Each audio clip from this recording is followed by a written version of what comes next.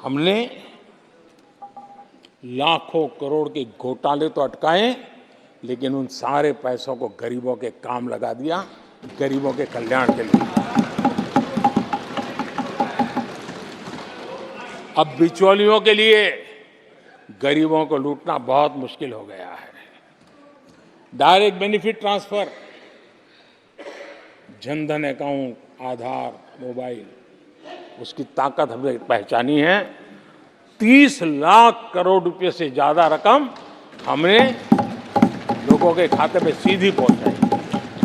और अगर कांग्रेस के एक प्रधानमंत्री ने कहा था कि 1 रुपया भेजते हैं 15 पैसे पहुंचते हैं, अगर उस हिसाब से मैं देखूं तो हम जो 30 लाख भेजे हैं, अगर उनका जमाना होता तो कितना रुपया कहां चला जाता, इसका हिसाब लगाइए। 15% मुश्किल से लोगों के पास पहुंचता, बाकी सब कहां चला जाता। आदरणीय अध्यक्ष जी, हमने 10 करोड़ फर्जी नाम हटाए हैं। अभी लोग पूछते हैं पहले इतना आंकड़ा था, क्यों कम हुआ? आपने ऐसी व्यवस्था बनाई थी कि जिस बेटी का जन्म नहीं हुआ उसको आपके यहां से विधवा पेंशन जाते थे। और ऐसे सरकारी योजनाओं को मारने के जो रास्ते थे ना, 10 करोड़ फर्जी नाम बंद किए। ये जो परेशानी है ना इन चीजों की है, क्योंकि रोजमर्रा की खाए उनकी बंद हो गई है। आदरणीय अध्यक्ष जी, हमने ये फर्जी नामों को हटाने से करीब 3 लाख करोड़ रुपया फर्जी हाथों में जाने से बचाया, गलत हाथों में जाने से बचाया। देश के टैक्स पेयर का पाई बचाना और सही काम में लगाना, इसके लिए हमने जीवन खपा रखे हैं। आदरणीय अध्यक्ष जी, सभी राजनीतिक दलों को भी सोचने की जरूरत है और समाज में भी जो लोग बैठे हैं उनको देखने की जरूरत है। आज देश का दुर्भाग्य है, पहले तो क्लासरूम में भी कोई अगर चोरी करता था, किसी की कॉपी करता था, तो वो भी 10 दिन तक अपना मुंह किसी को दिखाता नहीं था। आज जो भ्रष्टाचार के आरोप जिन पे सिद्ध हो चुके हैं, जो जेलों में समय निकाल करके पैरोल पर आए, आज वॉशिंग मशीन से भी बड़ा कंधे पे लेकर के महिमा मंडन कर रहे हैं ऐसे चोरों का सार्वजनिक जीवन में। कहां ले जाना चाहते हो देश को तुम? जो सजा हो चुकी है, मैं ये तो समझता हूं कि आरोप जो है उनके लिए तो आप सोच सकते हैं, लेकिन जो गुनाह सिद्ध हो चुका है, जो सजा काट चुके हैं, जो सजा काट रहे हैं, ऐसे लोगों का महिमा मंडन करते हो आप? कौन सा कल्चर हो देश की भावी पीढ़ी को? क्या प्रेरणा देना चाहते हो आप? कौन से रास्ते और ऐसी कौन सी आपकी मजबूरी है?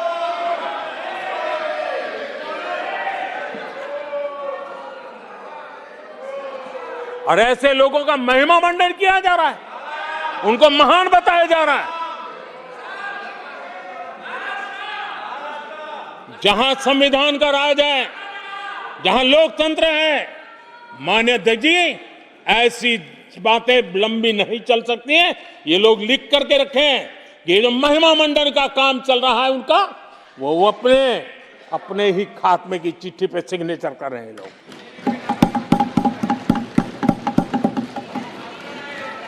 आदरणीय अध्यक्ष जी, जांच करना ये एजेंसियों का काम है। एजेंसियां स्वतंत्र होती हैं और संविधान ने उनको स्वतंत्र रखा हुआ है, और जज करने का काम न्यायाधीश का है। जज करने का काम न्यायाधीश का है और वो अपना काम कर रहे हैं।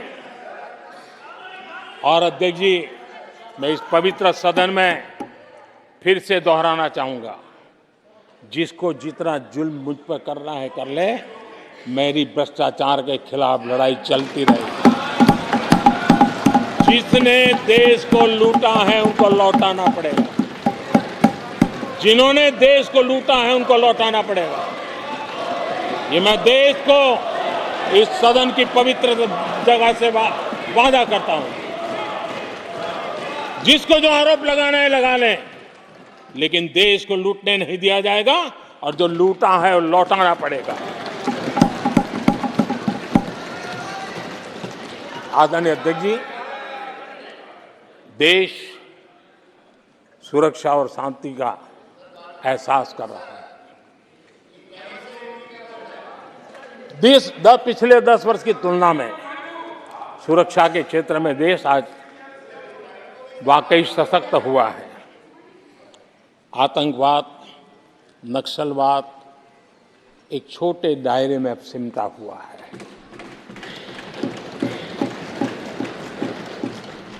लेकिन भारत की जो टेररिज्म के प्रति जीरो टॉलरेंस नीति है, आज पूरे विश्व को भी भारत की इस नीति की तरफ चलने के लिए मजबूर होना पड़ा। भारत की सेनाएं सीमाओं से लेकर के समंदर तक अपने सामर्थ्य को लेकर के आज भी उसकी थाक है। हमें हमारी सेना के पराक्रम पर गर्व होना चाहिए। हम कितना ही उनके मोरल तोड़ने की कोशिश करें, मुझे मेरी सेना पर भरोसा है। मैंने उनके सामर्थ्य को देखा है। कुछ राजनेता सेना के लिए हल्के फुल्के शब्द बोल दें, इससे मेरे देश की सेना डिमोरलाइज होगी। ये सपनों में कोई रहते तो निकल जाए। देश के मूड को वो खत्म नहीं कर सकते, और किसी के एजेंट बन करके इस प्रकार की भाषा अगर कहीं से भी उठती है, देश कभी स्वीकार नहीं कर सकता है। और जो खुलेआम देश में अलग देश बनाने की वकालत करते हैं,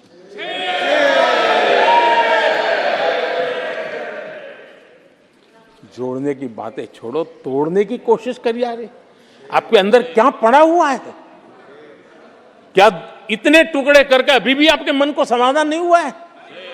देश के इतने टुकड़े कर चुके हो आप, और टुकड़े करना चाहते हो? कब तक करते रहोगे?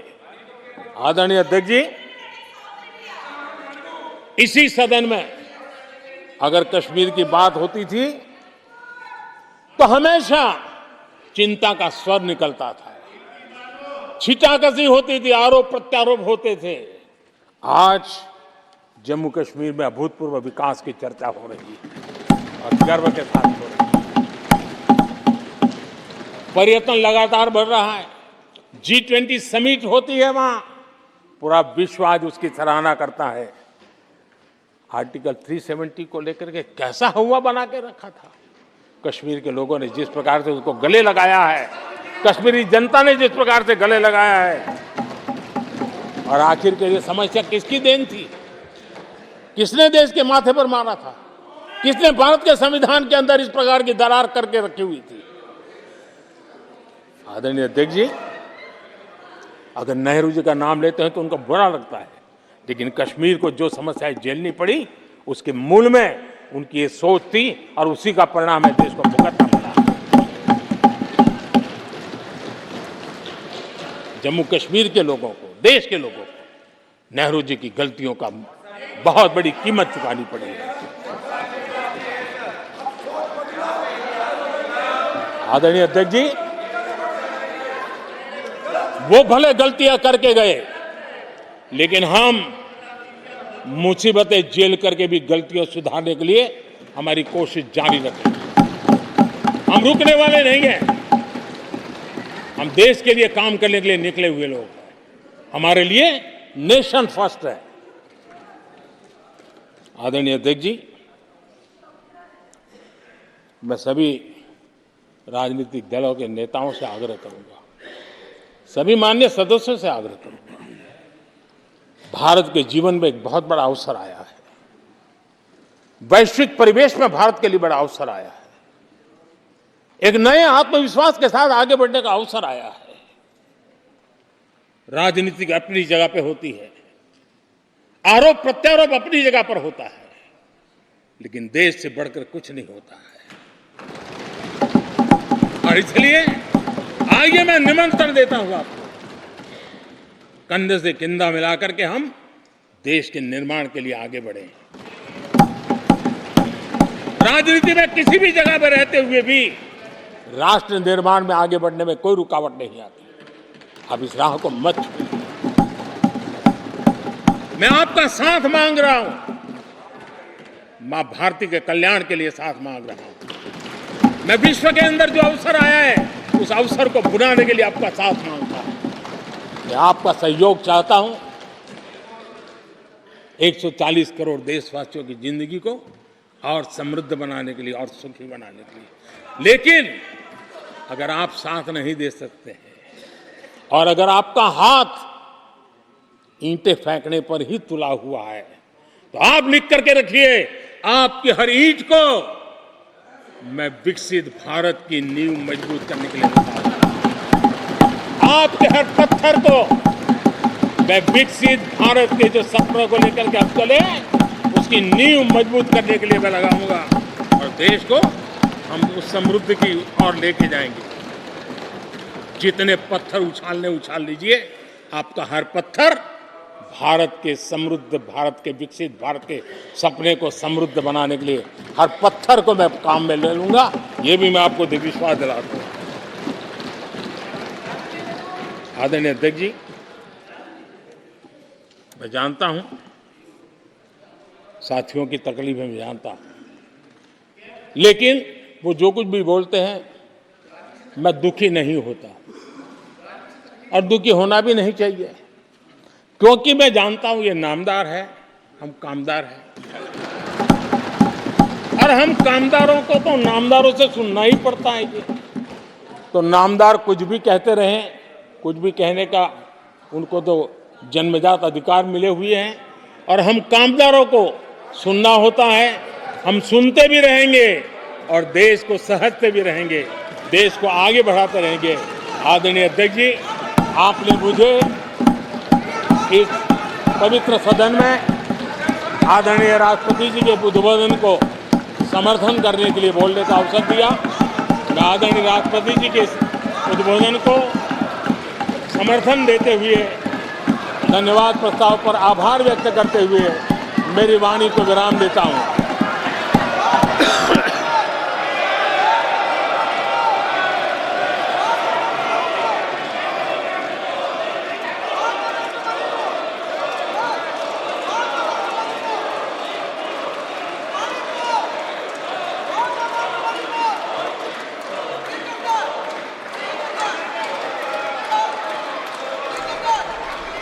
तो राष्ट्रपति के अभिभाषण पर प्रधानमंत्री का जवाब आप सुन रहे थे, जिसमें उन्होंने बड़ी बातों में क्या क्या जिक्र किया है वो भी आपको बता देते हैं। प्रधानमंत्री नरेंद्र मोदी ने अपने संबोधन